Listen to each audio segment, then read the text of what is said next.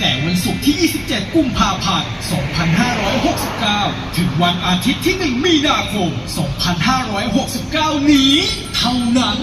แจกจริงไม่ต้องหนุนเพียงซื้อสินค้าครบ 300 บาทรับฟรีร่มมิสเตอร์ DIY หรือผ้าขนหนูมิสเตอร์ DIY ฟรีทันทีและสำหรับลูกค้า 50 ท่านแรกในแต่ละวันรับฟรีสติกเกอร์ปันดีมูลค่า 49 บาทเมื่อซื้อสินค้าใดก็ได้ที่มิสเตอร์ DIY โดยไม่มีขั้นต่ำมิสเตอร์ DIY ส่งมอบความคุ้มช่วยคุณประหยัดช่วยลดค่าครองชีพด้วยสินค้าหลากหลายทั้งอุปกรณ์ฮาร์ดแวร์และเครื่องมือช่างเครื่องใช้ในครัวเรือนและอุปกรณ์ตกแต่งบ้านเครื่องใช้ไฟฟ้าเครื่องเขียนและอุปกรณ์กีฬาของเล่นและหมวดหมู่อื่นๆอีกมากมายแน่นอนว่าช็อปได้ทุกวันครบเพื่อทุกคนที่มิสเตอร์ DIY มากกว่า